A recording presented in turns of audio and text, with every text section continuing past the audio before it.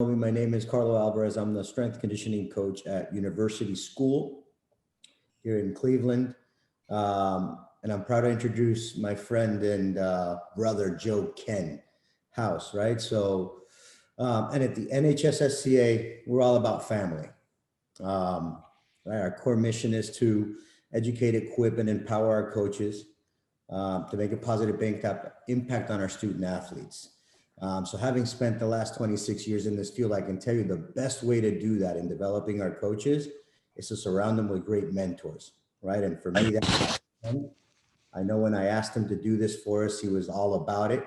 So it's great to have him on here. And for those that don't know his background, I'll go through it a little bit, right? I had to kind of go back and find out myself, right? So Pinecrest High School in Fort Lauderdale, Florida.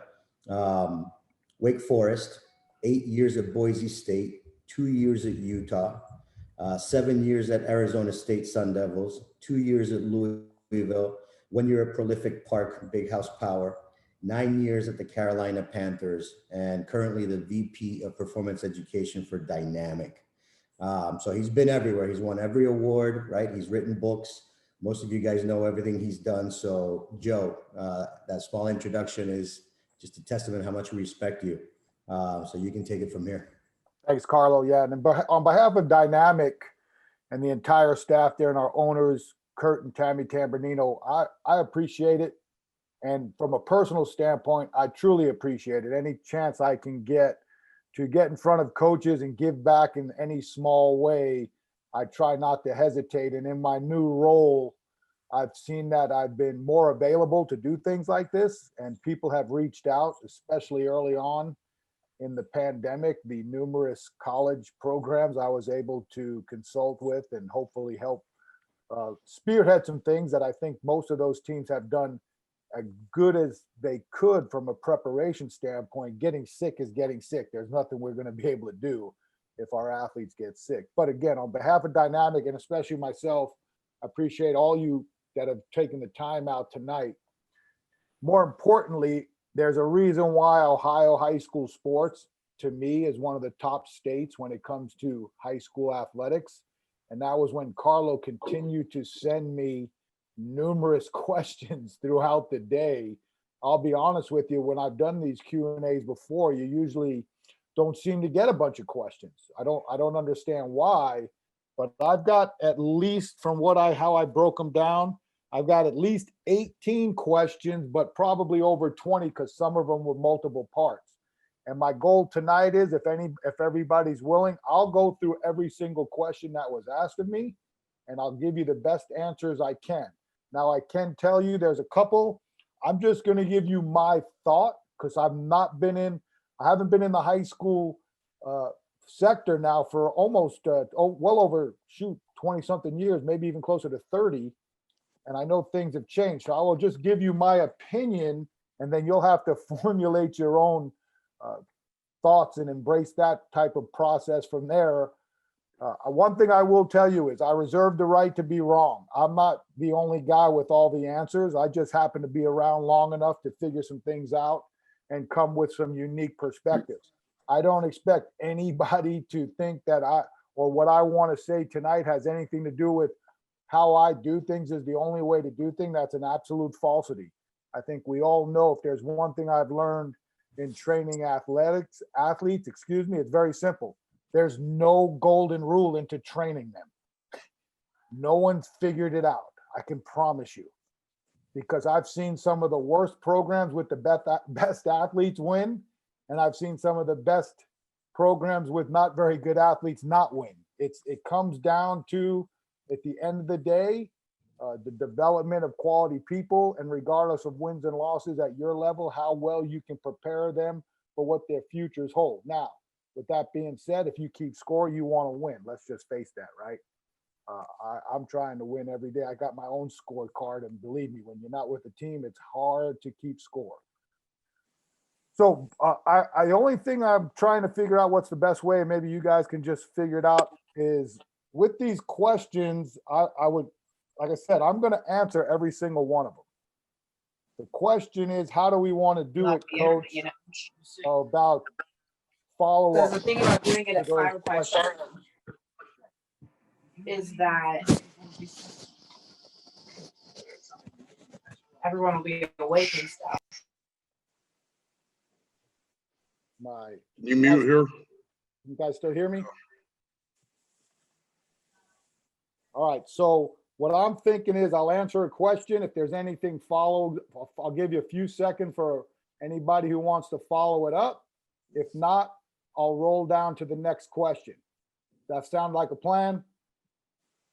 So I've got 3 different categories. I've got general, I've got tier system specific, and some block 0 specific. So I'll start with the general. And then I'm going to read out the questions as they were sent to me. I kind of abbreviate a little bit. So if you sent one in, you'll know if this is yours or not. First one, besides age and training level, what are the main differences between each level? I'm going to take that as somebody's asking me about my block programming. And with blocks it's based off of training age and the amount of time spent in an individual program. So for example, if I get an athlete that came through Carlo's program at university school and has been with him for 4 years, he still comes into my program with a training age of 0. And the reason why that is because he's never trained with myself and or my staff. Unless I've had a previous relationship with an athlete, any athlete I see for the first time at the college level or the high school level has a training age of 0. So it's not based off of chronological age. It is based off of the age that they started with you and then how that progresses. I will take into account that he has been or she has been trained under somebody that I recognize as a more than qualified coach. And that should depend, and that should help them as far as their progressions through our Block 0 program. But what the biggest differences are the gravitations of loading and the variability of exercises. So what I mean by that is the earlier, let's just say we've gone through all the movement, we've gone through all the body weight, we're starting to introduce external loaded types of movements. Early on, it's going to be very vanilla because of mastery of fundamentals. It's not going to be squat, back squat 3 days a week because I don't believe in that regardless of the training age because of the variability of training athletes versus competitive lifters. But the length of the movement staying in the program is longer. So for example, if I introduce the front squat into block 1, they're going to pretty much front squat for their first 2 years as their priority movement. And then if their tier 2 exercise is a rear foot elevated squat, it's probably going to be there for quite a bit. And if their tier 3 is some variation of a true single leg work like a pistol squat or some type of breakdown of a pistol squat, whether it be concentric only or eccentrically lowering to a box, those things are going to stay into the program much longer than as they graduate up to what I would call block 3 and block 4, because now they've got some education behind them. They definitely should be prepared if they've been with you consistently over those times. And that's where variability comes in. That's where we would introduce things like the dynamic effort method and really talk to them about the differences of intent of movement. I think that stuff is highly overrated at the early ages. They just need to learn how to lift weights efficiently and build the confidence to improve and add external loading as they go. And there are a couple of questions about sets and reps later, so I don't want to touch too much of that. But the intent of the movement and the variability of the exercises is really what changes as the athlete grows through each level. And there's not really necessarily some scientific faction of how I train these kids through the college level. It's pretty much based off of their years in school. They come in early in the summer, or if they came in January, they're going to be block 0. And then as they go into their first summer, depending on when they came in, they'll be introduced to block 1. When they go into year 2, it's block 2. When it's going into year 3, it's block 3. The only differences I manipulate would be if a kid doesn't get redshirted. He'll go through all the blocks, but generally if they don't get redshirted, they're probably talented enough and athletic enough that I can expedite the process between blocks 2 and 3 and get them more conducive to the type of training they need to be, that's relative to their advanced level of athletic ability. Because let's face it, the number one issue that I truly believe that we have a problem with in our society is we're backwards. Everyone is invested in position specific work and no one invests in what we're in charge of, the general physical preparation. And we want to know why adolescent youth injuries are at an all-time high, because the compensation patterns are so screwed up. They're not giving themselves any capabilities to be generally strong in all types of movements. Don't tell me there's not a reason why Tiger Woods is so beat up. Swing a golf club from 4 years old in one rotational pattern until you're 44. You think you're not going to have issues? Why do most golfers have those issues? I mean, it's not hard to figure out. It's so simple, it's laughable, but that's the society we're in. And it's only getting worse because of prodigies. Everybody thinks their son or daughter is going to be a prodigy, and they're investing all this time and all this effort into position specific private coaches. And the kid can't do a skip, kid can't touch his toes, kid can't barely walk right. But he's going to throw 60 miles an hour as a 6-year-old. And by the time he's 9, he's already had Tommy John. So again, I think if anything comes from an educational standpoint, we have to educate parents first and foremost. That's at any level. And sometimes those parents don't want to hear it, but you know what? That's the hardest part of probably your guys' job. That's the one thing why as much as I love coaching high school athletes, talking to high school athletes' parents, not so much. Number 2, interesting question. It would have been a very easy answer until they asked me why. Take salary out of it. What level does he prefer the most? And what level does he prefer the least, and why? The one I prefer the most is very simple: professional athletes. There's no ifs, ands, or buts about it. Coaching a professional athlete is probably the easiest athlete to coach as a strength and conditioning coach. And the reason why I say that is, one, the ability to communicate with a mature adult is far superior than any other athlete will deal with. 2, they know what they need to do, and it's your job to guide them. So the real communication and the real teamwork of building programs, especially the older they get in the NFL or any other professional league, makes your life very easy. It's not hard to manipulate your program if you're open-minded and listen to these guys. Because here's a falsity that most of us don't understand. One, the large majority of these dudes work hard.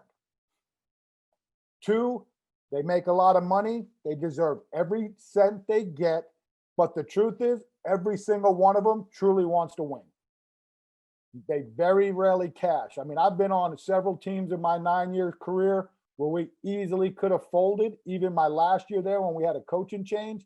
And although we didn't play very well, that was not because of effort. That was just because it was just sometimes things get out of hand. And 3 is they truly want to win a championship. I mean, you can see that more in basketball than any other sport. These dudes are making moves literally at the end of their career to try to steal a ring before they leave. So for me, it's very simple. The programming is the easiest I've ever written a program for, to be honest with you. Once you figure these guys out and they come in, everything starts from the core, or what I call a bell curve modality when I'm programming. And then from there, it's very simple to change some of the variations, especially the way that I believe that programs should be written, as well as the fact that my open-mindedness and my history of studying all the different ways we've trained athletes comes into play. I think if there's one thing I would tell all of y'all is, regardless of which way you believe athletes should be trained, you need to study every single way that's ever been an athlete been trained, from Husker power at the beginning of the Boyd Epley era to whatever the new stuff that's going on right now. You got to get your hands on it. Too many people are jumping the gun on what all the new gimmicks and gadgets are today, and they don't understand that's sometimes way beyond the scope of the kids you're coaching. There was things that I didn't do in the pros because I was like, this is ridiculously useless. But yet I see kids that don't even know how to pick a barbell up doing the similar things or even more complex. And I'm like, that makes no sense to me. The bells and whistles you gotta watch out. Do you want to be a clown or do you want to be Miyagi? That's what you got to ask yourself. Miyagi always won. Just remember that. But now, which do I prefer the least? That's hard to say. If I had to say it really, it would be college. And the only reason why, especially not so much with the women athletes. I loved coaching the women athletes when I started in college. Best athletes ever. Football and basketball, not so much. And here's the reason why. They got way too many people telling them what they want to hear.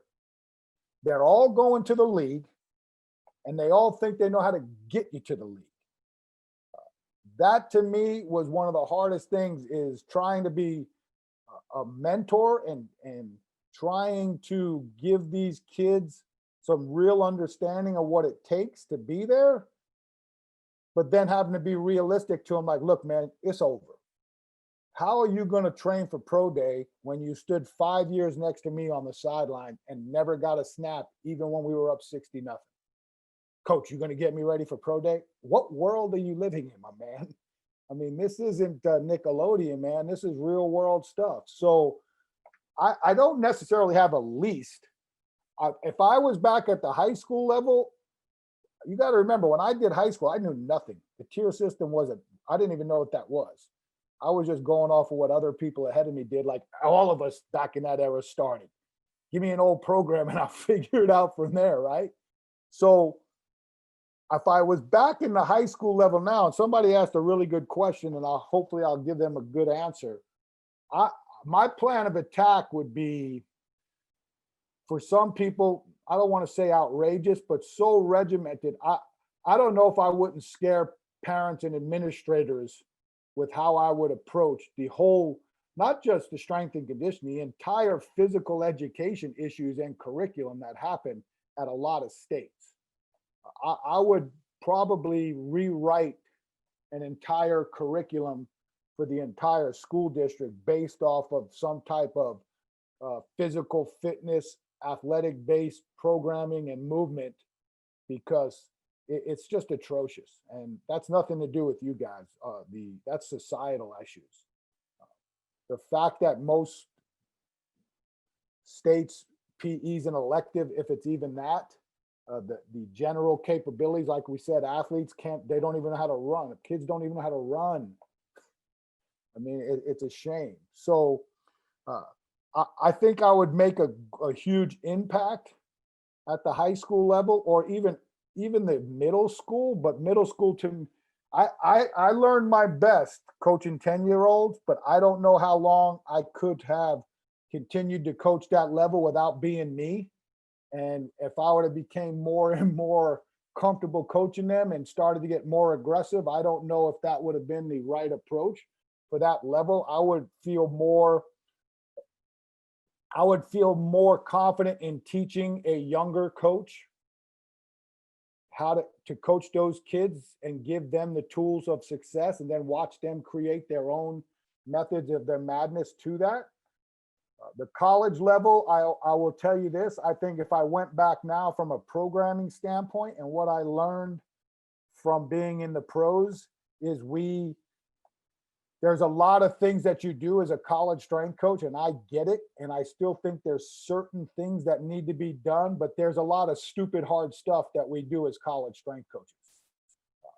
The way sometimes mat drills are handled, the way sometimes these ridiculous punishment runs are handled, the way practices are handled. I saw what 9 years in the NFL, and I saw how that's done. And some of these kids and some of these Power 5 schools with the best athletes ever are doing things that just don't make any sense.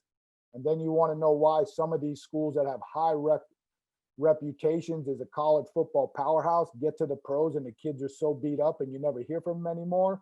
There's a lot of things that I think can be corrected. That's not to throw anybody under the bus. Everybody has their ways of doing it. And some people have won a hell of a lot of games doing it that way, and some kids haven't. It's just a thought that I know that if I went back to college, I would kill college with what I know today, from a personality standpoint, from a work standpoint, from utilizing science and technology standpoint. It would be a no-win situation for other people. That doesn't mean we'd win any games, because we still got to learn how to play specific sports. What's the biggest need in strength and conditioning right now? Easy, slow down. You guys are, when I say you guys, that's just a generalization. I know none of you. I know the only person I know how he trains on here probably is Carlos. So it's not, why are you in a rush with a 9th grade kid? Why are you in a rush with an 8th grade kid?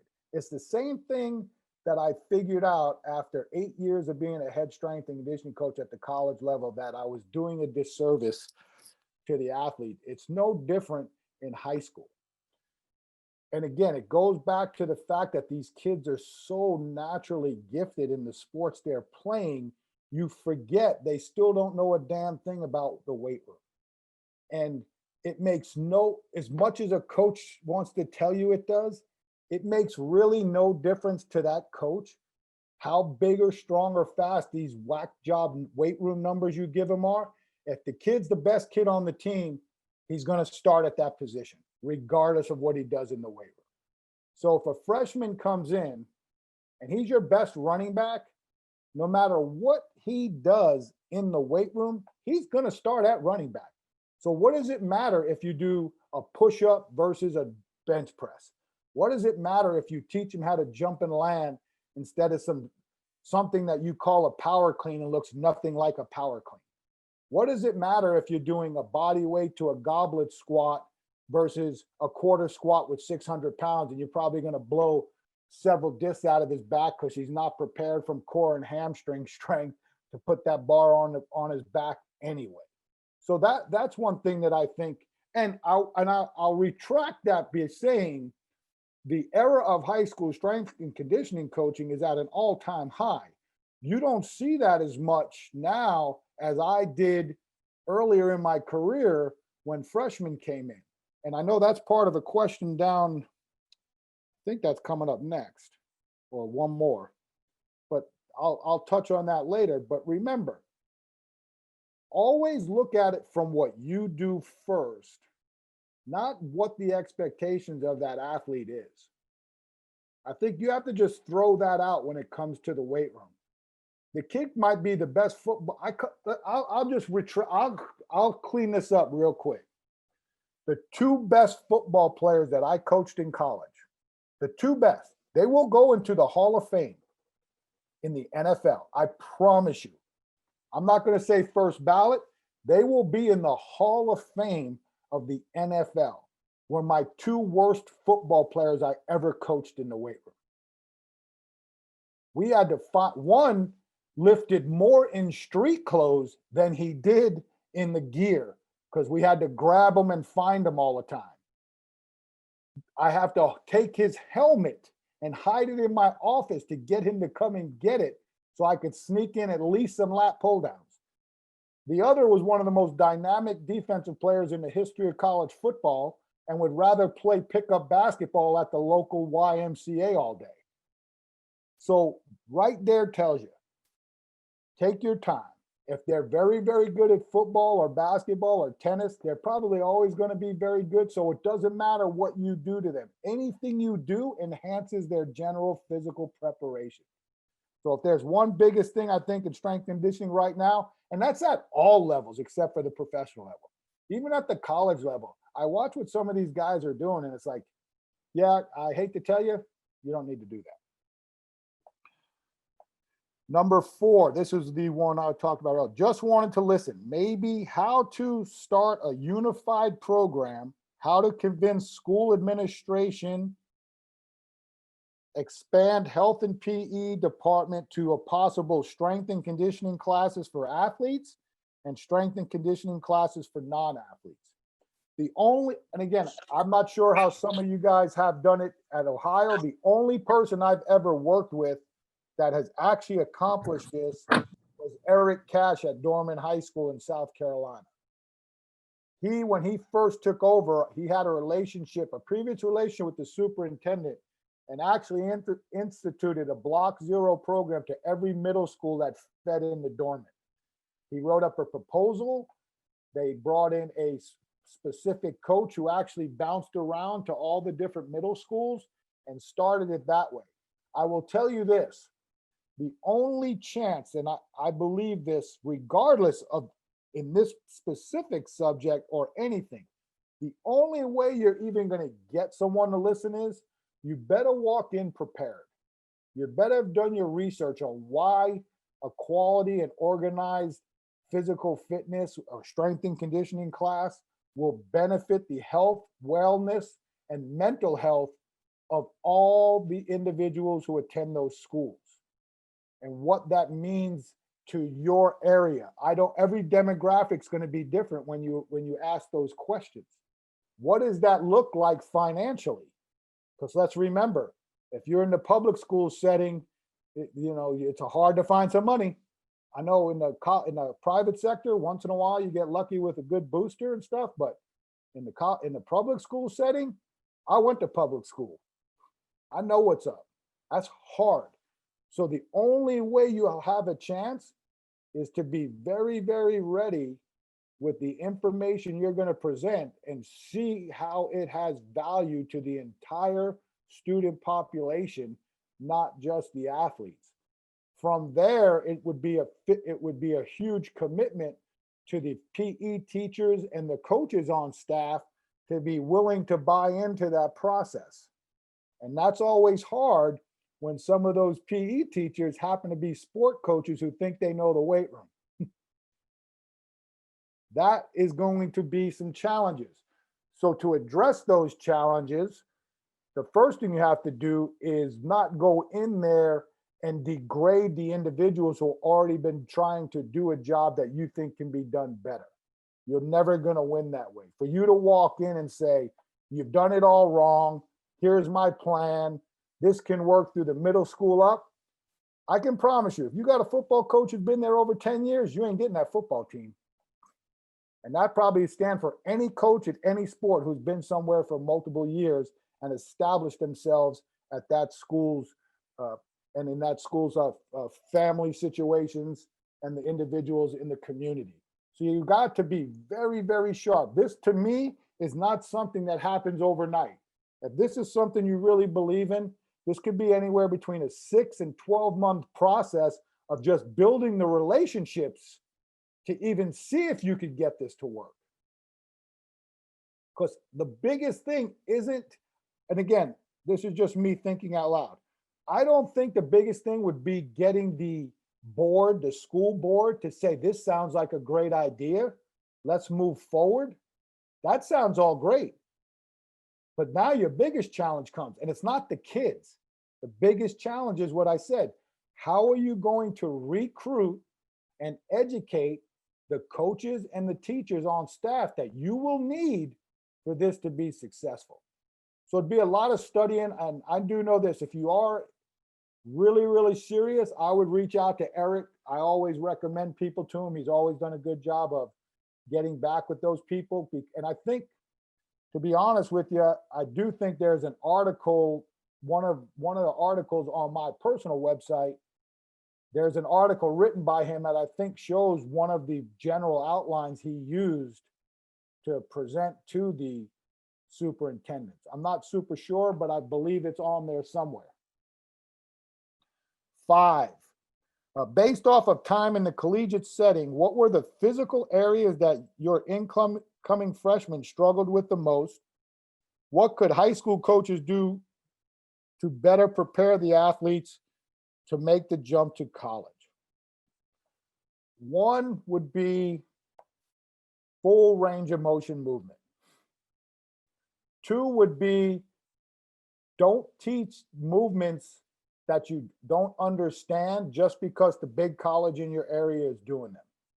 And again, I utilize variations of the Olympic lifts, but I see that being a major hindrance to a lot of high school programs who feel that the Olympic lifts are a necessity because all the colleges use them or the majority of colleges use them.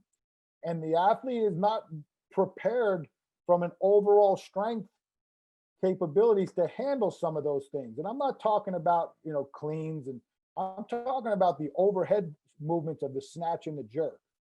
I've seen way too many freshmen come in with already having multiple sublux shoulders because they were rushed into Olympic lifting and the overhead lifts and did not do enough strength work with typical just learning how to do posterior shoulder, pull-ups. Maybe actually start with an overhead press before you throw people into jerks and snatches. So I would be very, very aware of your exercise pool. And let's remember, for every team in college that does an Olympic lift, there's a team that probably doesn't do one or does a variation. So be aware of that. The other thing I would say too is you can't overemphasize the posterior chain. I know that's changed a lot. And like I said, with the increase of the knowledge and the number of high schools that have specific strength and conditioning coaches now, that I believe has been rectified somewhat. But again, I could care less what any high school kid lifts when I get them. Just like we could care less what any pro guy came in after we drafted them. We've never drafted or signed a kid based off of weight room numbers, and we never will, because at the end of the day, it's about tape and athleticism. And you can get people strong and efficient without overblowing pompous numbers with terrible bastardized techniques that are leading to high levels of injuries for no reason whatsoever. Remember, we are at some times as strength and conditioning professionals, the biggest hypocrites in the history of training athletes, because if I ask 99.9% of all strength coaches, what's your number one goal? Oh, we got to prevent injury, right? We got to reduce injury.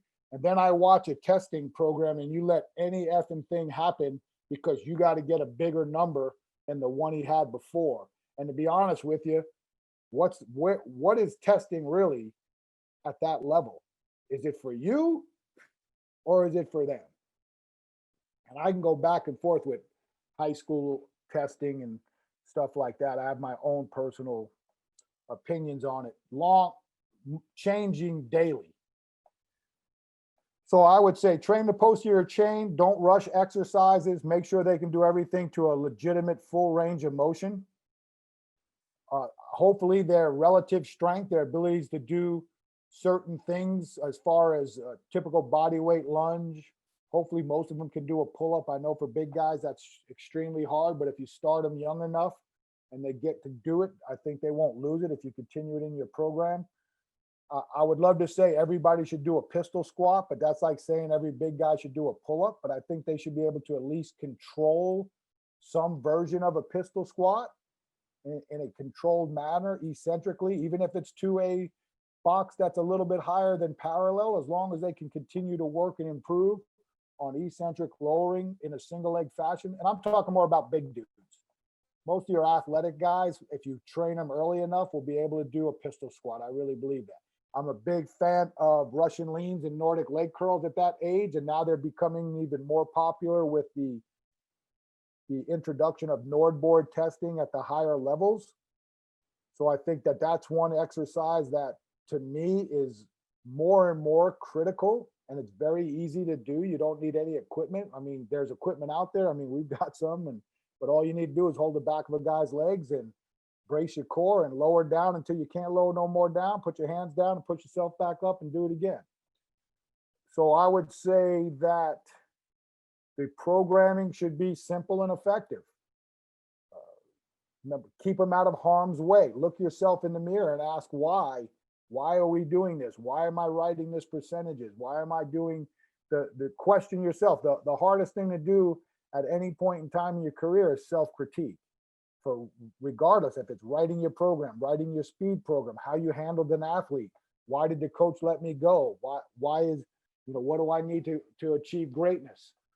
So those are things that I would say are my biggest influencers of moving from high school to colleges. I always say this, and I think you've heard this, but I've said this since 1995 when I was doing recruiting spiels. The number one thing that you would always want as a high school coach is for the college coach to call you and say, thank you. It was no different than when I was a professional coach.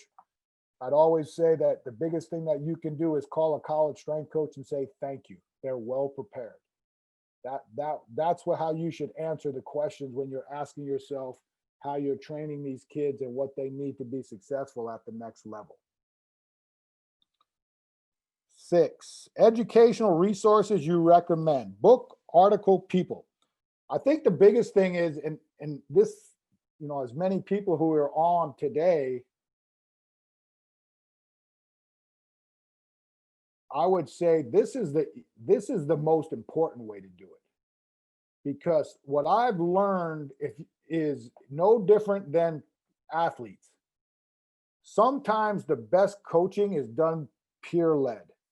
I'm a big believer in peer-led versus coach-fed. And yes, I coached 2 years of high school strength and conditioning. So I know the high school realm. It gives me at least some type of relationship with the people that are on today. But to me, the number one importance is to network with people who do what you do. Because again, I did high school strength and conditioning in 1989 and 1990. It's not the same. It's a totally different thing. That was a very infinite time for high school strength and conditioning coaches. I was a dorm supervisor. I worked at a boarding school. I had no teaching responsibilities. I coached and I worked the weight room. Now, with the evolution and the capabilities that are out there and the amount of resources and information that you guys have, the sky's the limit. But by talking to your peer group, you don't get caught up into what I said earlier about worrying about what the Ohio States are doing, worrying about what the Bowling Greens are doing. They're coaching the best, they're coaching the better versions of your guys. They have their issues in developmental kids, but they don't have your issues in developmental kids. Their freshmen's 17 or 18. Your freshman's 13 or 14. So the only thing that they can give you is, hey, how do you teach an exercise? Or can I look at a program? How would you adjust this to high school? I would, if I'm a college guy and I find a good high school program, I'm going down there to learn from him so I can help better my freshman program. Versus a high school kid got coach going to a college trying to learn that programming. I don't think that's a copacetic in my world. Even when I was a high school coach, asking every college coach I could for their program. But that's how we studied there because there was no one else to reach out to. Now look, there's, I heard there was 70 people signed up for this. You got 70 people that do what you do day in and day out in different classifications, in different populations of schools, private, public, inner city, suburbs. Golly, man, the sky's the limit right there. I'm a big believer now in articles, more so than books. I think some people are writing some really good stuff. I think you have to decipher who you're reading from, because now everybody has, what's the right word? Everybody has a platform to distribute material regardless of their experience. So I'm a big believer in, if you find something that you really think resonates with you and you think there's enough capabilities to absorb, modify, and apply it to your programming, I would research the author a little bit more in depth to see where the substance is. Because the biggest thing is sustainability to me when it comes to programming and talking about strength and conditioning for any athlete. Because there's a lot of people out there who can write a very good piece of paper. There's a lot of people who can review a lot of literature and is going to try to tell you how to coach, to only realize they've coached no one. And that's part of the problem with the internet. For every great article that's being written, and you start looking about, okay, what's this person done? They haven't done anything except write a really good article, but there's no substance behind it. So how do you know if it really works? You ever see those things that pop up where there's just people just showing you exercise after exercise after exercise every day? Just looks like they're just making stuff up. Well, do you think they're really putting those in their program, or they're just guessing, hey, look at this, look at this, look at this, thing's cool, right? I mean, those are things you got to question. I think we're getting too gullible. So even just because something can be published and put on the internet makes them people an expert. And I'm not saying that from the standpoint of young strength coaches shouldn't be doing this. I'm talking about coaches who don't coach. I could care less if you're right out the gate, first year coaching, and you're writing about your experience as a coach, and I find out, oh, this guy's a first year coach, and man, he's writing about some of the things he's doing. He's coaching. He'll probably get better, or she'll probably get better as it goes. I'm talking about the person that writes this article and wants everybody to jump on their bandwagon and buy their 8-week program, and you find out you can't find them. The other thing I'll tell you about reading is this, and I've said this numerous times because this is how I learned to decipher a lot of what I figured out to be something what I would be absorbing into my program or passing it on as something that I don't think has much relevance. Is I always say this: everything we read, there's a space between the lines that you read. Most of the time in papers, it's double spaced. And I say the reason why it's done that way is because the smart ones read between the lines. Generally, everything that's being written, something's missing.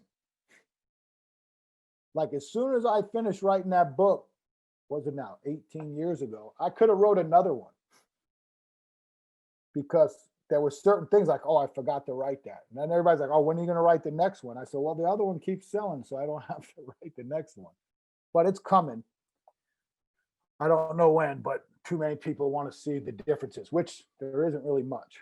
But those are things I would say. Books, the only thing I'll say when you're choosing a book is, if you're picking a book that seems to be popular in this day and age, see if there's residual books behind it that you can learn the history of what's going on. One of the quick example that I'll give you is periodization.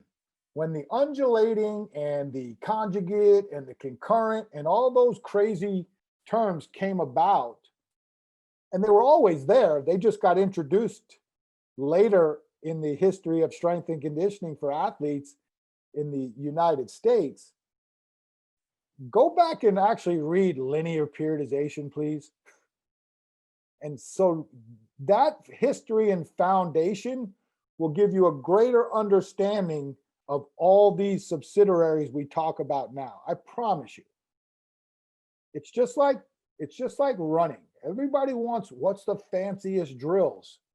Go back and just learn how to run. You don't need to pull sleds and get pulled by a giant rubber band to run fast. You can be very, very efficient just teaching people how to run, especially big people, big guys. I always said, everybody goes, how do you improve team speed in college football? Get your linemen to teach your linemen how to run. The fast guys are fast. You're not cleaning them up. Yeah, you might get a guy from a 4.5 to a 4.4, maybe a 4.38, but you can get a big lineman from a 5.8 to a 5.2, 5.1, maybe a 5.0, because that fool just never knew how to run. And in some cases, they may have never ran 40 yards in their life. So with the books, if you find a subject that really resonates with you and it's something popular now, see if there's something behind it that maybe can give you a little bit stronger background to understand what's going on today. And again, my number one subject with that is, when I talk to most coaches, is the periodization part, because everybody's jumping the gun, and a lot of people were successful for a lot of years on just straight linear periodization. So And if you really watch how most people write programs, even though they want to say it's something else, there's some form of linear periodization in the programming. And I only say this because that's how I've come up with my term that I use for the way I program is intermixed, because I use it winds up when I study it, well, I'm doing a little of that, I do a little of this, I do a little of that, I do a little of this. So it's a hodgepodge conglomerate of a bunch of whatever. Call it what you want. But even the guy who doesn't believe in linear periodization, Louis Simmons, but then look at how they wave a box squat, 50, 55, 60. What's that? I mean, it's linear periodization in a 3-week wave. People, well, you've got 70 people right on this Zoom call. So there's your first 70.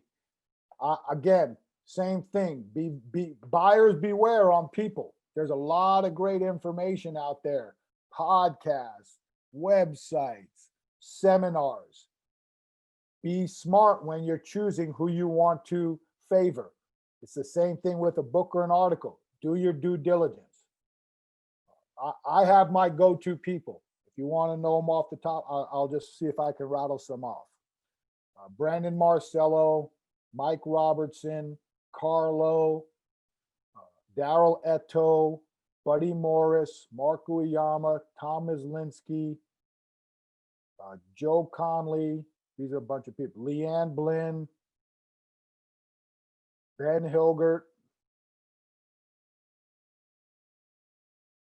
Who outside my web? My PT, Leon Knight, Jennifer Bonelli for nutrition.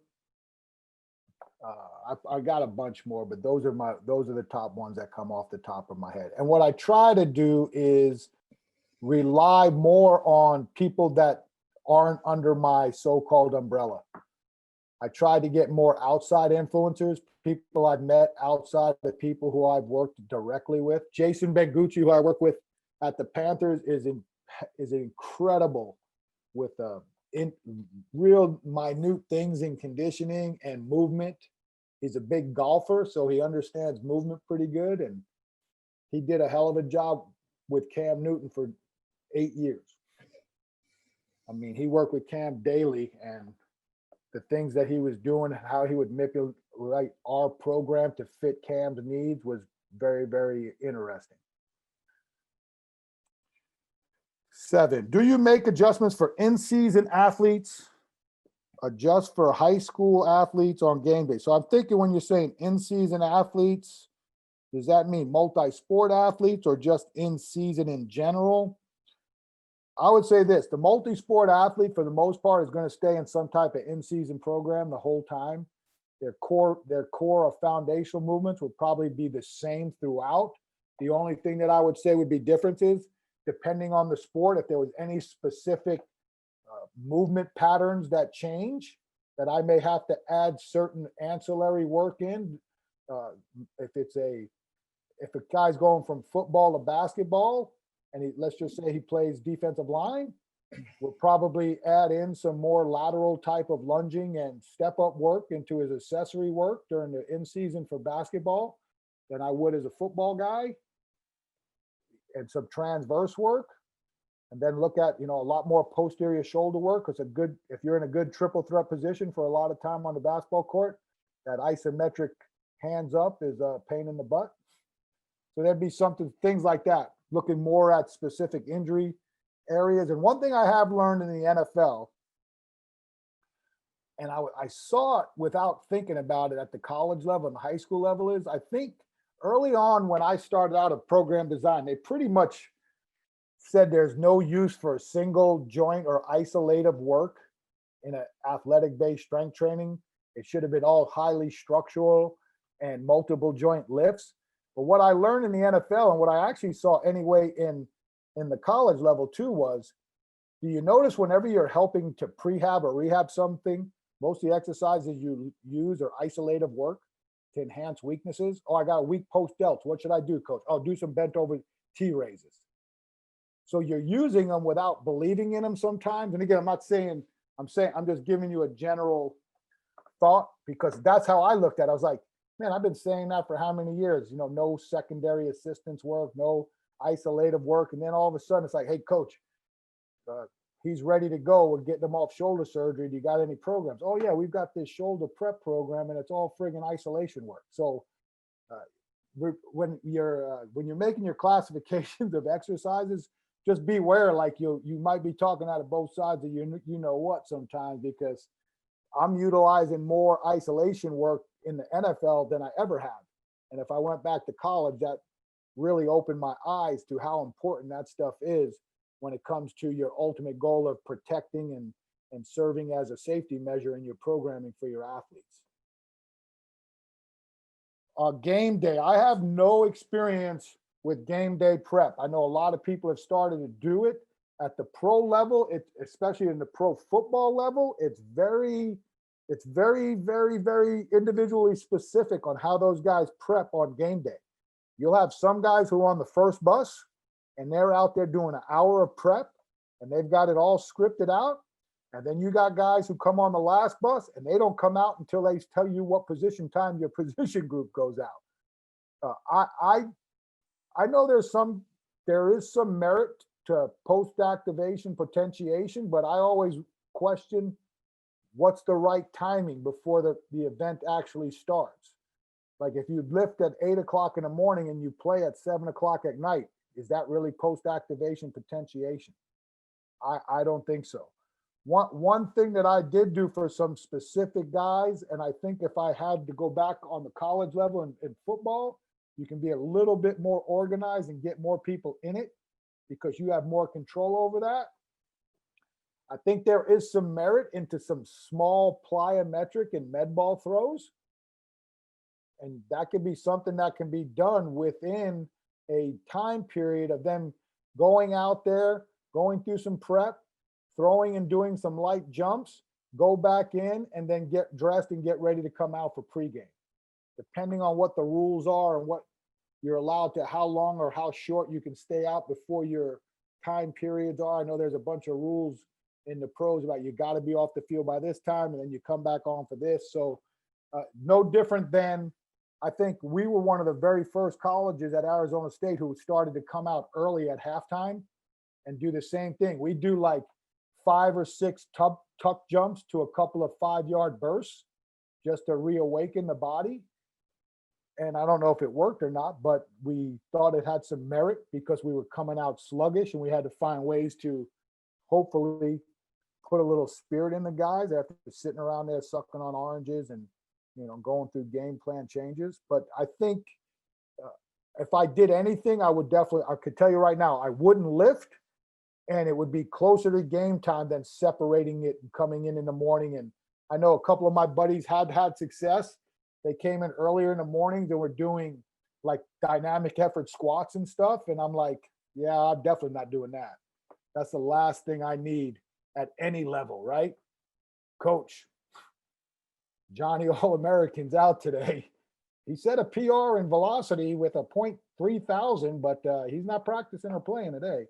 Yeah, I'd rather throw some med balls and do some jumps. So that would be my recommendation. And study post-activation potentiation and timing.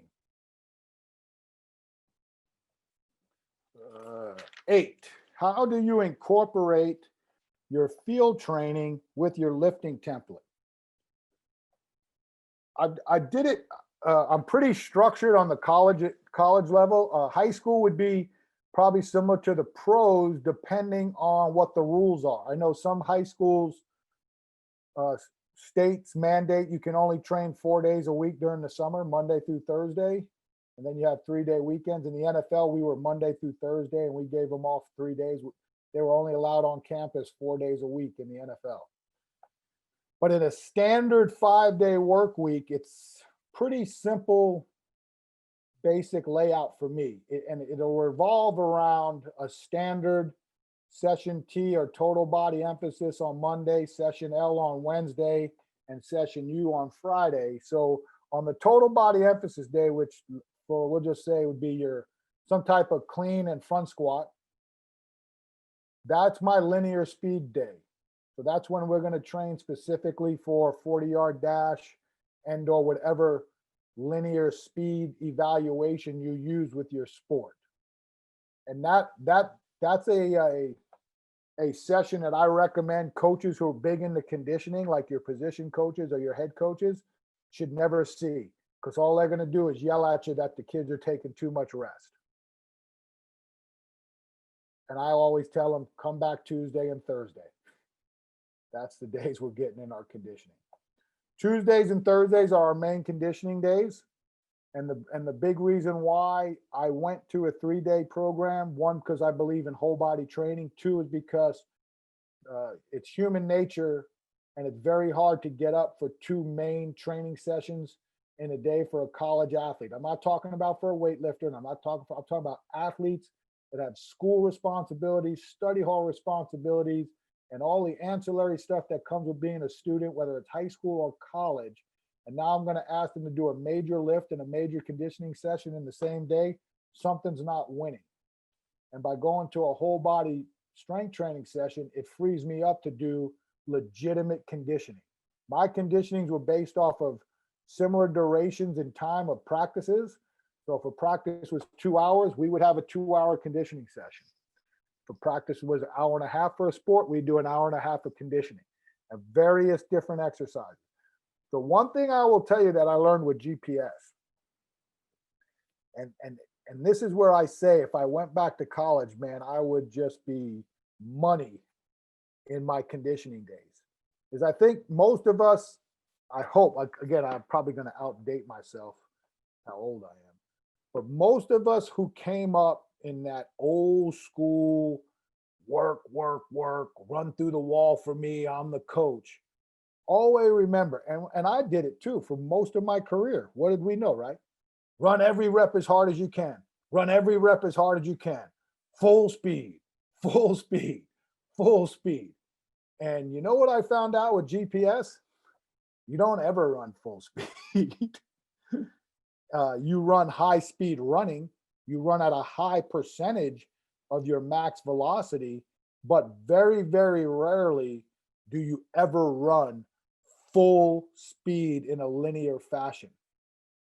So there's some falsity towards full speed. There's a difference between full track speed and game speed. And that's why a lot of these GPSs, when they check high speed running, they account for the accelerations and decelerations and change of directions in that. And what we found out is, I'm just giving you very, very general examples, is the total volume of a practice for a wide receiver may be 5,000 yards, but his high speed running only may be 10% of that 500. But yet when we're building these conditioning programs, we're asking this kid allegedly to run 5,000 yards at full speed. And this data now tells us that that's not happening. It's not occurring in a practice or a game. So how does that change your conditioning? Well, to me, it's very simple. I feel like I always did a really good job of looking at these irrational rest and goal times that a lot of us did back in the day for hundreds, 300s, half gassers and gassers. It just seemed, again, it was based off of you trying to run every rep full speed.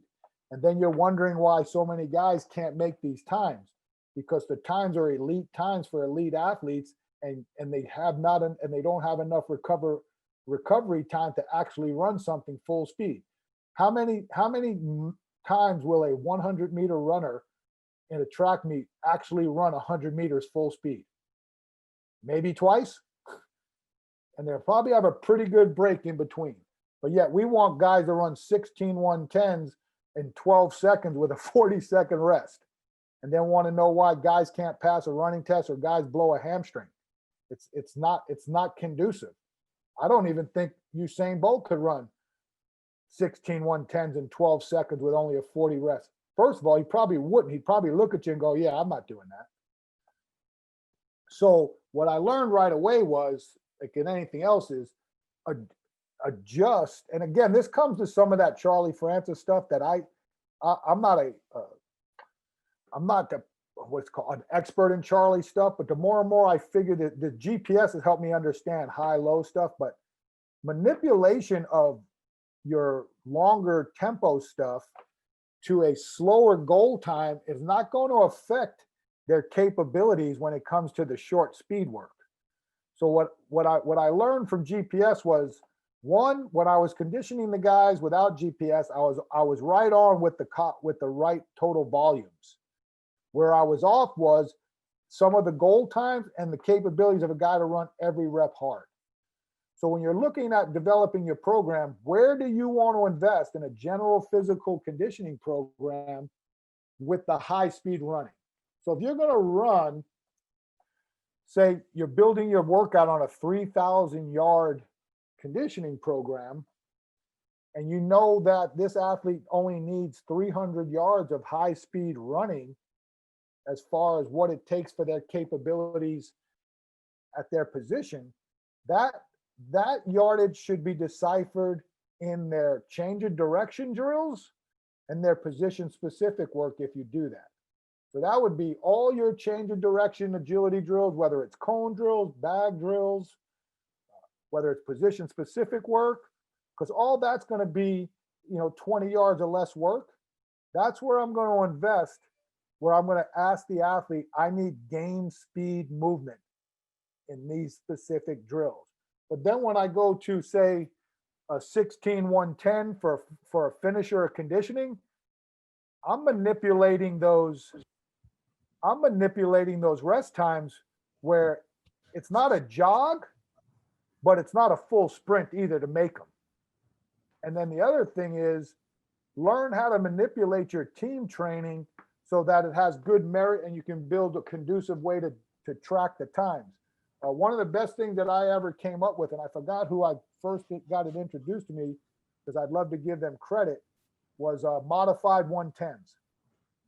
What it is you set a specific goal time for every athlete, and every athlete has the same goal time and same rest time, but the difference is in the actual yardage of the 110. So for example, your skill guys or your wideouts and those types of position groups, they would be at 110 and their goal time 17 seconds, which seems slow based off of what most of us have heard in the past. Most of the time you're going to hear something like 12 to 15. And then they'd have a 43-second rest, and then we'd run on the minute. Your mid-skill would run hundreds, 17-second goal time. All your linemen, so I'm talking about D tackles, O linemen, and any D end, in my case, any D end in college who weighed over 275, they ran 90s. And then any guy who was over 310 ran 80s, all at the same goal time. So you can run your entire team on one field and only need one clock. We did the same thing. We manipulated goals and rest times for our 300-yard shuttles. I know a lot of people like, oh, you guys ran 300-yard shuttles. Yeah, I run 300-yard shuttles early in the season. I believe in that stuff. I still will. I just believe in building a pure anaerobic base with higher volume so that when I ask them to run a 75-play game simulation at the end of the summer, they have the ability to recover. All conditioning is for us is give the athlete the ability to recover for the next practice. Running tests are, to me, irrelevant. I do believe you need to do things that give them competitiveness. So we called them time trials throughout the summer, but the running test doesn't make, how many times, for all y'all who hang out with football players, how many times have you had a great summer, right? Guys run your running test, coach goes, oh, they're in the greatest shape ever. They're this, they're that. This is what a great job. Our guys look so good. I don't care what level of football you play. I don't care how good a shape you're in. The very first day of full pads, it looks like no one ran all summer long. I don't care. That's never going to change. I said that for 9 years in the NFL. All we've done is shown you have the capabilities to recover. And it's always the same, man. That first time we're in full pads and go to that first full speed team drill, guy's playing 3 plays and he's out, and he looks like he had to run all year long because it's a different game. Football is different because we can't mimic football in our conditioning. We can do all the stuff we want on air. We can do all the stuff we can with a ball. But if you ain't going out there with them pads on, it's a different ball game. I promise you. So plyos. Oh, so we didn't get there. Excuse me. So we were talking about conditioning too long. So Tuesday and Thursday is major conditioning. Now, I do agility work on those days, but on Friday is what I consider my lateral speed day. So that's a day where it's kind of what I call like a combine specific. So we're going to work on specific agility drills that we would test in a measurable setting or a testing and evaluation setting. And in football, it's easy. You're going to spend a lot of time on 5, 10, 5, 60-yard shuttle, L drill, and then we throw in some ancillary stuff into it as well. But the conditioning work was Tuesday, Thursday, linear speed Monday, lateral speed Friday, and we would mix plyos in on the Monday and Friday program. Now, like I said, I know some people have some rules, and when, like I said, in the NFL, we went Monday through Thursday straight. The conditioning was a little bit different on those days. On Wednesdays in college and high school, if I had it in a perfect scenario on Big Squat Wednesday, I wouldn't want the athletes to do any type of field work because that was Big Squat Wednesday. And I want them to be us all in on squatting. I think the linear speed work is, especially if you have the time to go right from the field to the weight room, probably more so in the summer than during class periods. That's a very good prep to go in there and start your cleans. And on your lateral day, it was a good day to do extra running because that was your big upper body day. So it didn't affect you like a pure conditioning days would back in the day when you try to condition and run a guy to death and then you'd have to squat and clean on the same day. But on the squat day, because at that point in time when we built it, squats was the priority. That was the big bad boy lift of our programming. So we were going to make sure we had fresh legs on squat day. Nowadays, a lot of guys move it around because there's so many player run practices and extra practices in all sports. I know people now have big squat Monday, big squat Friday. I don't know if anybody really has a big squat Wednesday anymore. We did in the NFL in the offseason because it just worked out that way. But so in the NFL, my model was we did linear speed on Monday. We did a big, huge conditioning on Tuesday. And the one thing in the NFL and what you see with higher level athletes, they can stay in shape better year round, even with minimal work if they're not doing too much when you're not with them. And they can get into shape a lot faster. So we didn't necessarily believe we needed 2 major conditioning days with an NFL player. So Tuesday was our big conditioning day. Wednesday on squat day, because big squat Wednesday is different in the NFL, we did a plyo. That's the day we did a plyo series before we went in. And just the way the calendar was set up and the way we had our training blocks, it just was easier for us from a schedule and structure standpoint to always start on the field. So Wednesdays, we would do a plyo series with the guys, then go in and squat. And it was we talk about post-activation potentiation, that actually worked out pretty good for the guys. And then on Thursday, we did our lateral speed and agility, and we did finish it up with a modified conditioning. And really what that was just a modified time trial prep, just so they could get used to what we were going to run when they came back during training camp. So that's the general questions. Now, tier system. Is there any questions before I jump to the next topics? Good? Coach, we good?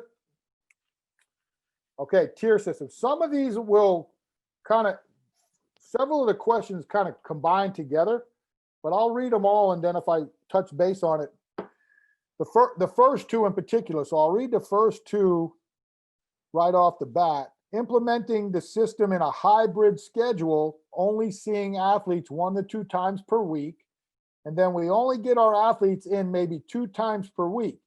Can we still make the system work? What should our focus be? Well, that's the one great thing about doing whole body training sessions, because regardless of how many times you can train them, you know you're going to touch the whole body. And that was one of my thought processes of when I converted from a 4-day split to the whole body principles, was if I had to lose a day, I'm still getting two days of whole body work. If I were to lose one, if I only could do 1 day, I was always going to do 1 day of full body work. So that's one of my justifications of why I believe in whole body training for athletes, is because when the schedule of the coach throws you a curveball, you're really in a good situation overall, because at least you know whatever sessions you have, you're going to get a whole body program done regardless of the schedule. So yes, it can work. What should our focus be? Great question. The focus should be on what you think is your strongest suits, what you're able to coach, and what's available to your athletes. So for example, in typical tier system 3-day a week, you have a total body emphasis, a lower body emphasis, and an upper body emphasis. Well, if you're not with a team that's very strong in the Olympic lifts, and you're not using them, or you use very ancillary variations of them like shrug pulls or kettlebell swings, you can throw out session T in a minute and just funnel those other exercises into the other 2 days of the program. Or if you're doing more if you have a belief in more single leg squat emphasis, like Mike Boyle does, do you really need to do a tier 1 lower body if your number 1 exercise is a rear foot elevated squat? Probably not. You could probably throw those after whatever you're doing tier 1 on your total body.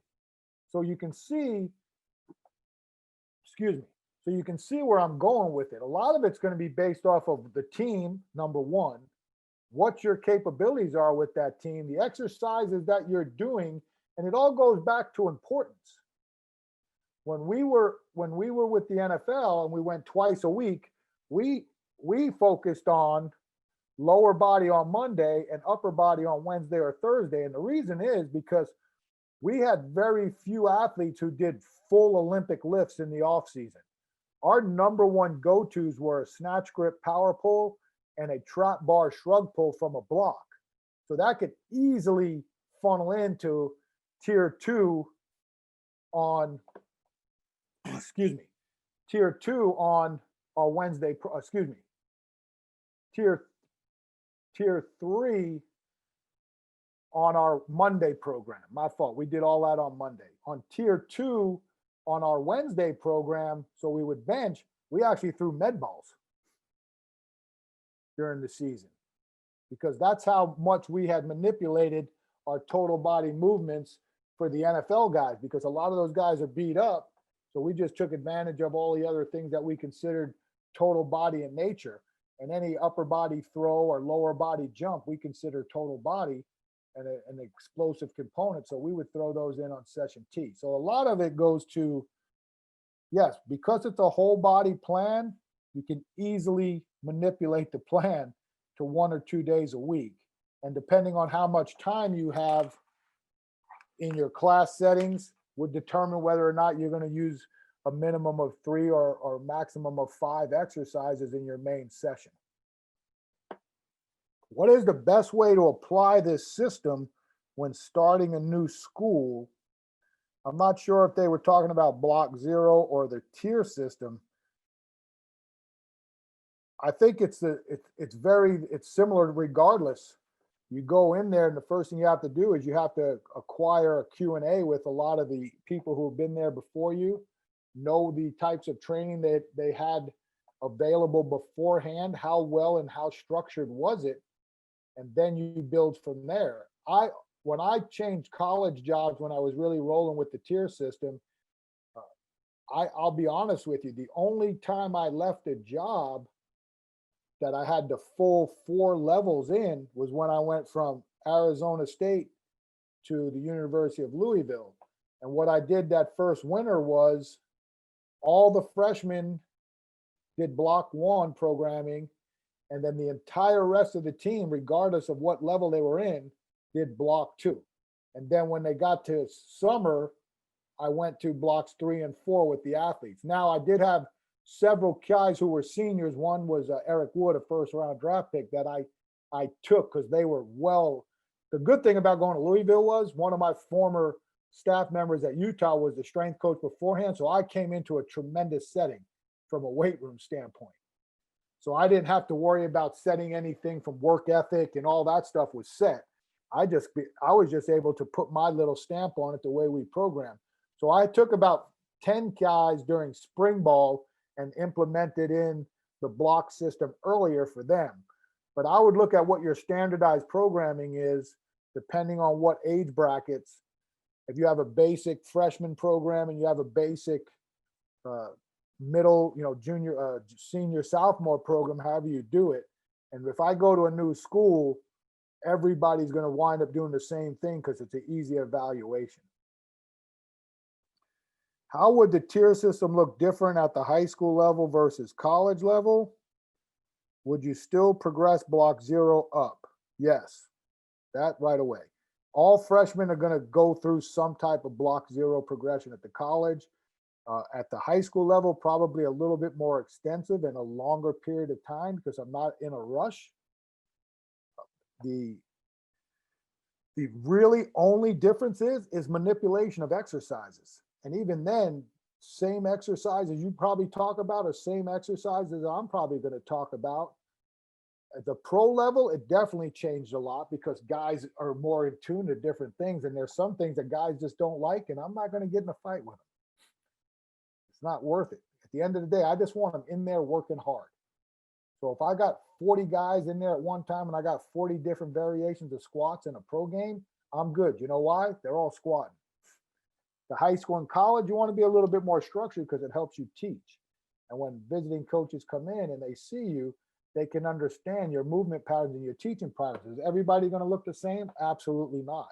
But I can tell if a guy's preaching knees tracking on the shin and over the ankle rather than the knees bowing in. I can talk about where the bar position is. I can talk about the types of depth you're looking at.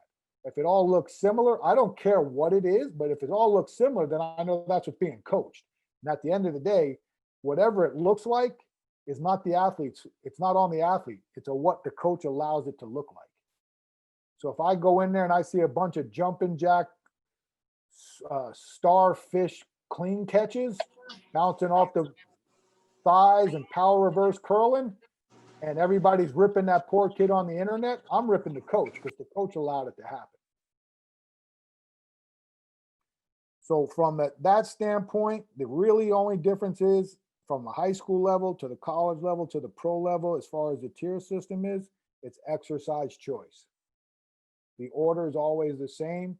The choice and the variability of the exercises is the only thing. And a lot of times you're going to see a lot of similarities. There are some difference in loading parameters. There are some differences in intent. I would definitely tell you, like I said, in the NFL, we added a lot more isolation movements into tiers. So there was a lot more pairing of exercises within a tier. A lot more.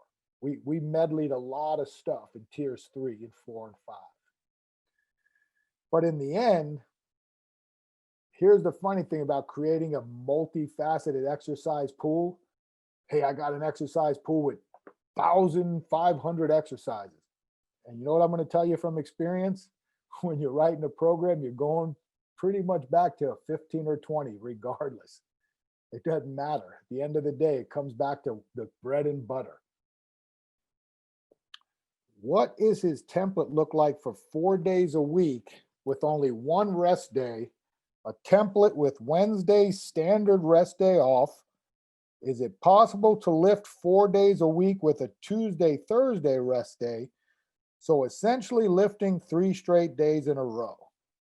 Okay, well, this one was an interesting question. I want to answer it.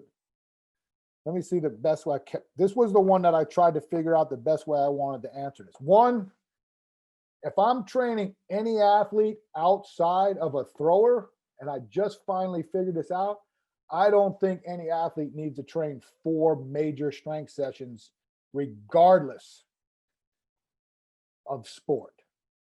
There's too many other things that are important in the development of an athlete that they don't have the time to invest in as it is, let alone put together another day of lifting when they don't necessarily need it. Throwers are different. That's a totally different breed. It took me numerous years to figure out how to add a 4th day of tier system work into throwers. I have tried a 4-day tier system work where exactly what this gentleman or this woman asked, with a typical Wednesday off. It was extremely hard for the athletes to accomplish, because if I stuck to the integrity of this templates, it's wearing a guy out. That's why most people who do 4-day programs split the body, because it's hard to do it. Remember, Olympic weightlifting is different. Those guys who train Olympic weightlifters, that's their practice. They walk into the gym, they're at practice. Our guys walk into a gym sometimes after practice, don't want any part of being in there. What we ask them to do is secondary. What a weightlifter is asked to do, that's practice. It was always I don't know if Dave Tate would remember this, but Dave told me a story about when him and Louie were box squatting one day, and Dave said, because if you've known Louie, and I've always, when I visit him, he goes, how come football players can't get stronger? How come this guys can't do this? How come these guys can't do that? And Dave said, hey, Louie, let's go out and shoot baskets. And Louie goes, why would I want to do that? And Dave was like, that's the same thing that basketball players saying after practice when we go tell them that we got to go lift weights. So that's what we have to remember. So that's one of the reasons why I believe in that whole body process that I learned from HIT. What I will tell you though is, with the throwers, what I did find out based off of a work week, and luckily for myself, my son's a thrower, so I trained him like this all summer. The more conducive way to use the tier system in a 4-day template is you got to train on Saturdays. So the first thing the coach needs to ask himself is, are you committed to taking some of these kids in on Saturdays to train 4 days a week? And the rotation would look like this. It would be session T1 on Monday, session L on Tuesday, session T2 on Friday, and session U on Saturday. And anybody who wants to talk more about my thoughts on that for throwers, we could probably do it at another time. Now, here's what I will tell you, because I had to cover my butt when I first created the tier system on a 3-day-a-week program. We did train 4 days a week, but it wasn't 4 full sessions. We actually had a session A, which was auxiliary. I think if you remember earlier on in the session when we were answering questions, I had brought up that when I first started, it was all about the prime movers, structural movements. So when we were writing programming, we weren't working the antagonistic muscle groups. So a tier 1 upper body was all pressing. We weren't doing any of the antagonistic work. That came on Tuesday. So the Tuesday session, or the 4th session, if you're looking to do it, and you still want to do a tier system rotation, the 4th day is an auxiliary day. And if I had to break it up, there's 2 ways you can break this up. It depends on what your skill set is. If you're a bigger Olympic lifting guy versus a bigger squat guy, that would determine what I do on Monday. So if I'm a big squat guy and cleans or Olympic lifts are marginal, I'll squat on Monday and do session A on Tuesday and give the guys Wednesday off. See, I don't believe in giving guys off during the week. The weekday, there's a reason why you go to school for 5 days a week. There's a reason why most of us have to work 5 or 6 days a week is you ain't getting off during no weekday. And when I first wrote the tier system, at that point in time in the mid-90s, early 90s, business research had stated that the most productive workday of the week was Wednesday, and we were giving all our kids off on Wednesday. And I'm like, well, if that's the most productive work day of the week, I'm not giving them off.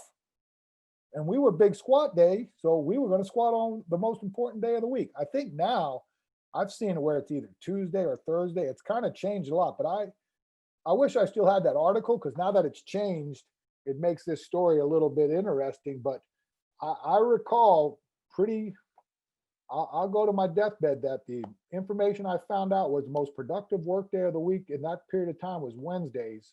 And that was a big thing of why we moved the squats to Wednesday with no running.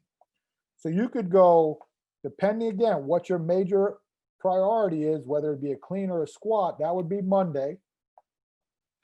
Session A, all your auxiliary and ancillary work on Tuesday, off Wednesday. And then if you, whatever you didn't do on Monday, you do Thursday, and you finish up with upper body on Friday. But now that's where your creativity has to be, is on those back-to-back days. And that's where I learned a lot about that Saturday work for the lower body and the total body work coming off a total body day on Friday. You're really going to have to look into your major assistance and major assistance and supplemental exercise pool to manipulate that so you don't beat the guys up too much. The great thing about throwers are they don't get beat up. That's why it works for throwers.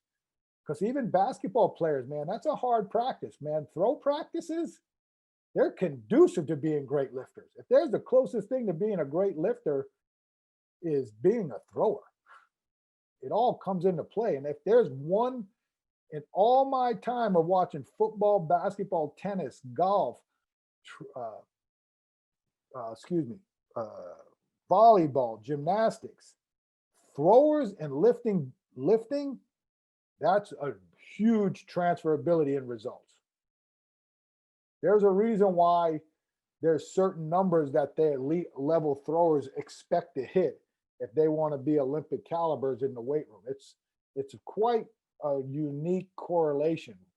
One of the ones I wish I spent more time with if I knew what I knew now back when I was training the throwers at Boise State, golly, and one of my guys wound up being a two-time Olympian. So, God, yeah, just crazy how things figured out. But I did figure out a 4-day plan. Could you do it with the football team? Yeah, if you want to lift on Saturdays. I just don't recommend it. I don't recommend going Monday, Tuesday, Thursday, Friday with a true 3x5 tier system program. Okay, last 3 questions. Block 0 work.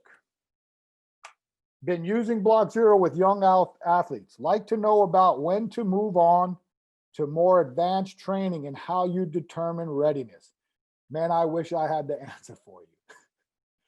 If there's one thing I've learned about block 0, it's extremely fluid to each individual situation, because everybody's uniqueness, I think, is all based off of community and the environment that the athletes are from and what they've been exposed to before they got you, what type of sports they've been involved with before they get to this age. I will say this, because I do believe this. In our world, it's easier to introduce something and be able to go backwards than to start right off the bat with complexity and then have to go, well, I just got to start over. Like if I walk into the weight room the very first time and you throw me into a back squat, I'm in trouble. But if you bring me into the weight room and the first thing you teach me is a body weight squat to a box to find out what I look like, and I progress into a goblet squat, and then I progress into whatever other Frankenstein squat or however, and then I get to a back squat and it still doesn't look good, I can go back to my regressions. Does that make sense?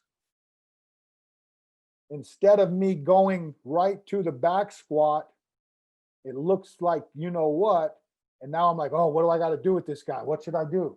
Oh, let's do a goblet squat. Well, why don't you do the goblet squat first for about 12 weeks? So for me, to watch the readiness is, you kind of just slowly go and you look at what your layering process is. And what I mean by layering is how do you want to get somewhere? Squatting now with the implementation of, it's funny because we never talked about goblet squatting, or it wasn't very popular at all until kettlebells came into play, but yet we could have easily have been doing that with a dumbbell for way before we started doing it with dumb, because you do them now, people do them with dumbbells, but why weren't we doing with dumbbells before we found out you do a goblet squat with a kettlebell? A 2 kettlebell goblet, or what I call an anterior loaded squat, is a huge position for teaching people how to squat. Plus, it gives you tremendous amount of upper back strength and a tremendous amount of core strength when you're supporting both kettlebells. So you look at the layering process, and then you evaluate your athletes based off, again, where you think the certain things are. I'm not going to tell you, hey, kids got to do 20 push-ups before you make them do dumbbell bench. Mike Boyle, one thing about Mike Boyle is, to me, and I don't know how many of you guys follow, if there's a person you should follow, when you going back to that earlier question, I like listening to Mike Boyle because Mike Boyle makes me think. Do I agree with everything Mike Boyle says? No, but I know this. He is well thought out on why he's doing it. It has a lot of rationale, and he makes me think. He is the guy who 100% solely has almost got me sold that I may never back squat a high school athlete again if I coached high school. Now, I'm not sold on no bilateral squatting at all, but he's got me sold on the front squat moving forward. That was our number one exercise in the NFL, was a safety squat bar front squat. We did very little axial loading work with our guys. So that, from that point, it goes back to building your layers. What are your expectations? But like I said, I believe that you should learn how to do push-ups. That should be the first thing. Mike, I read an article where he likes doing dumbbell bench with younger kids, because if you're not strong enough to do a push-up and you're a big kid, big middle school kid, you could probably do 10-pound dumbbells. And he's correct. But I would rather elevate the athlete and put his hands on blocks and raise the blocks height so that he can control his own body weight. And then I just take some of the load off. But that's my opinion. I'm not saying I'm wrong or right. That's stuff that you guys have to figure out. And that's why block zero, everybody's like, you need to do a book on block zero.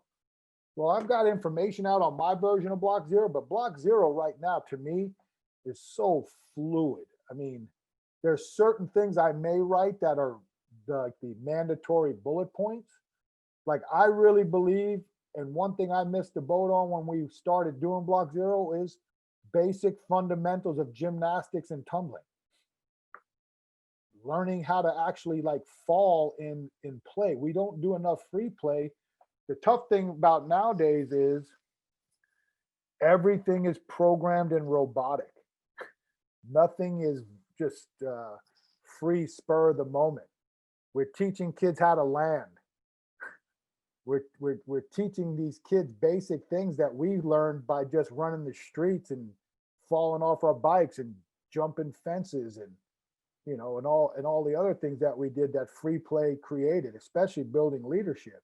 Now everything is conducive to, hey, I got my 6-year-old in an 8-week speed agility, whatever course, and we're doing all these things. And then the kid, again, is robotic. He's not free flowing. And that's where, same thing with getting into organized sports at 4 or 5. I mean, what's a 4-year-old kid know about soccer? They're running around. I know, because my grandson does it, my granddaughter. They're not ready for that. They just run around kicking balls. But that's the way you keep active nowadays. You put them in organized sports because no one's at the park and no one's at the field just hanging out all day. So the readiness and when you determine to increase is based off the coach's eye. The more experienced coach would have obviously a better conduciveness to knowing when the time to go. But you guys, everybody knows what right from wrong looks. If you have a specific way that you expect the athlete to look like in a squat, and that athlete is very proficient in a body weight squat, then what's the next progression? What do you feel the ideal progressions are for block zero program? What's your preferred set rep scheme for block zero? Well, I think I went over what I think the ideal progressions are. I do like ISO holds. I will tell you that. ISO lunge progressions are huge, are just very, very huge to me. ISO squat holds, teaching the plank right off the bat. Elbow plank versus a full extended elbow plank. So a 90-degree plank to a full extended elbow plank, just learning how to control the body in isometric positions first and stabilization. I do believe in lunge matrices, body weight lunging. We start in the sagittal plane, graduate to the frontal plane, graduate to the transverse plane. We spent a numerous amount of time on a lunge progression. I'm a huge proponent in body weight reverse lunging for strength. You can't do enough yardage of that. We had our block zero kids, our 10-year-olds and 12-year-olds when I was at Prolific Park. We would do, almost 150 to 200 yards in a session for that age. The older, I'm a big believer in kids coming off hamstring injuries. If you can get them up to 300 yards a day of reverse lunges, some people think it's a little bit overrated, the reverse lunge. I've seen too much success with reverse lunges and coming off hamstring issues. Running backwards. I teach them how to run backwards before I teach them how to run forwards. There's just something more mechanical about teaching a kid to flex the knee and extend the hip running backwards. And good for some hamstring dexterity. Preferred set and rep scheme for block zero, I always start with singles first. It's easier to coach. It helps build their confidence, and it helps with cueing. I never could understand, once I really understood what a set of 15 meant, that why would I ask a beginner to do a set of 15 when they're not prepared to do one? And then you're barking out orders because their techniques fall in the trash. And then they got so much things going through their head. They finish the set, they start crying, and they leave. By going 15 sets of one, I can get the athlete out in a cluster, give them a quick positive point, corrective point, get them back in to do it again. And then I believe in what I consider volume accumulation work with high school kids and middle school kids when they do progress to the ability to do standard sets and reps, where I'm going to flat load a weight. I'm going to set an established weight on week one. And I'm going to maintain that weight for 3 weeks or 4 weeks, depending on the wave. And the volume will increase, but the weight stays the same. So for example, we're going to do trap bar deadlift. And on week one, the athlete does 135, 155, 185, 205, and 225 for 5. The next time we do trap bar deadlift, they're going to do the same exact load, and they're going to do it for 6. The next time we do it, depending on what the wave is, they're either going to go to 8 or they're going to go down to 3 and have a deload week, depending on how you write programs. If you do 2 up, 1 down performance, then they would do the 3s week 3 and the 8s week 4. If you like to do the deload after the heaviest week of the cycle, they would go 5, 6, 8, and then do 3s week 4. But I've had a tremendous amount of success with my high school kids and my block zero beginners. And we use that program a lot with our freshmen in college. We use that program a lot with all our tier 3, 4, and 5. A lot of those exercises for the lower and upper body work. It's a great way to build your volume and your density, but more important for your younger kids, it's extremely valuable in building confidence. Most kids, regardless of what they look like, get intimidated by the weights when they first show up. So what better way to show them progress by not having them to be concerned about, oh my God, coach is putting more weight on the bar the next week, of telling them, look, you did 225 for 5 this week. I know you can do it for 6 today. And then I know you can do it for 8. And then what happens when you look at it, not only did they do 225 for 8, but they did 5 sets of 8. So they did 40 reps of work with the same load 2 weeks ago. They did 25 reps. That's called improvement. That's called getting stronger. So I'm a big believer early on in an athlete's career of flat loading weights and increasing volume. It's a great way to build base strength, and it's a great way to build confidence, and it's a great way to build hypertrophy. And as they get more conducive to understanding tempo and effort, you can really put some clock, you can manage time. The ultimate part of that density work is trying to mimic the same time where, let's just say we were going to do one set every 5 minutes. So if you had a clock on that athlete, at 0, he takes 135. At 5 minutes, he takes 155. At 10 minutes, he takes 185. At 15 minutes, he takes 205. And at 20 minutes, he takes 225. Well, now he's got to mimic that same periods by upping the volume. So now not only does he get stronger, he's getting in more condition, because his goal is to match the duration or the density in time, but increase the density with less rest. So if you do 5 versus 8, you're losing rest time because the interval doesn't change. It's kind of similar to Charles Staley's escalating density principle, where he put a 20-minute cap on 2 exercises, and your goal was each time you did it was to increase your volume and increase the number of sets you would do. So it's similar to that, but now we're just pressing volume each week. I find that to be very, very, I would very highly recommend you look at similar patterns to that with growing up. Like for me, when people talk about max effort testing in high school, I can pretty much confidently say, if I was doing a high school program tomorrow, that depending on how I develop the Block Zero program, but freshmen and sophomores would probably be doing almost the entire year on volume accumulation training before I went into any type of percentages and any type of effort work where they were going to be doing 3s. Now that's totally my perspective. I know my buddy Eric Cash has done such a great job with Block Zero that his guys do some maxes in 10th grade because they have a highly competitive weightlifting, not team. They do weightlifting competitions with their athletes, and it's big in South Carolina. Like that's a big deal to win the state championships in weightlifting.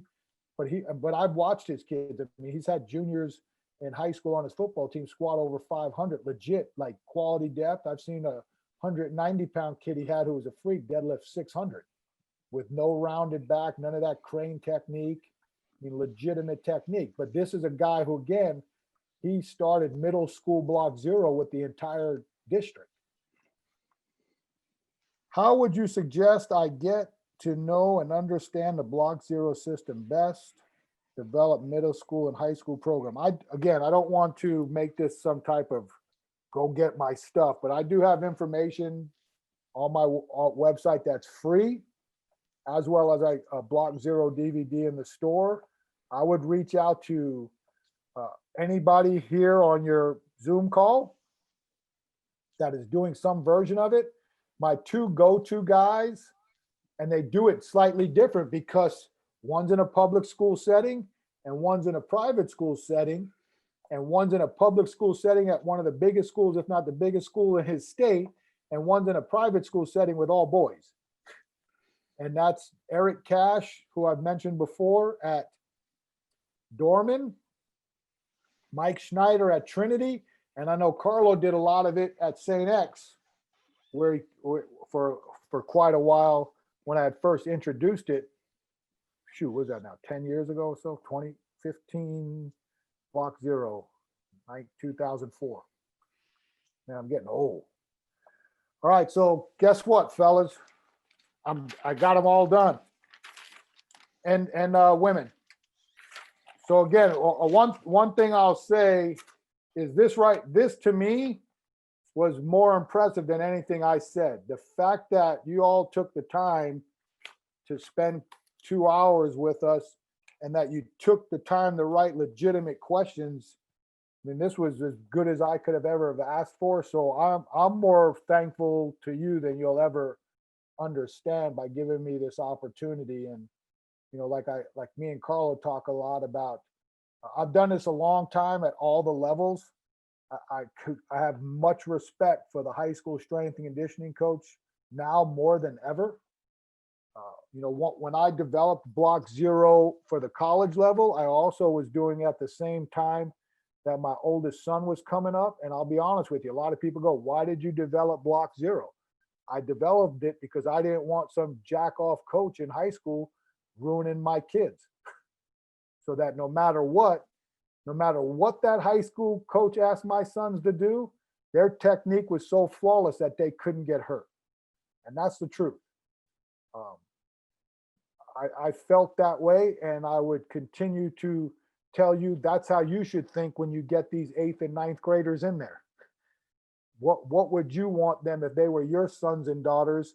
How would you want to prepare them for when they walked into that high school strength coach for the first time, whether you know the guy or not?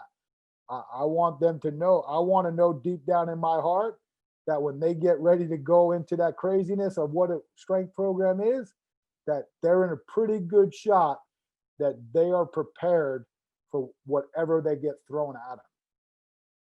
But with that being said, if there's any questions that were not answered, or there anything that you'd like to say, if I can help you out, shoot.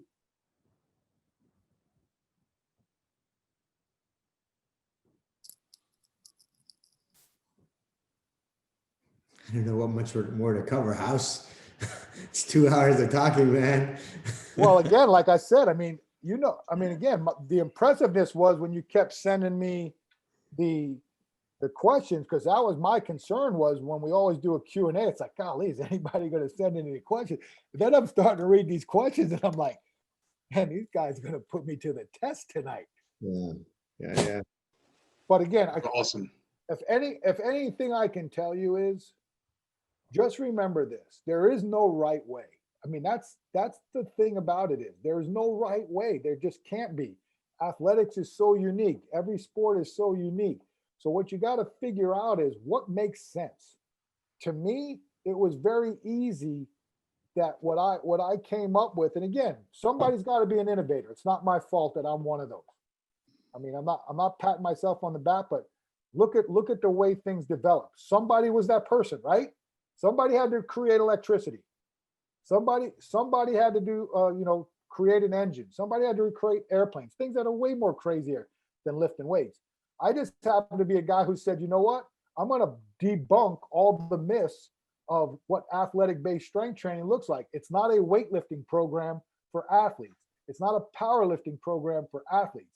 And the challenge came to me because when I first started, remember, when I first got into it, it was still a football predominant thing. That strength and conditioning under Boyd Epley, it was football based. Then all these other sports realized, hey, if it's working good for them, it'll work good for me.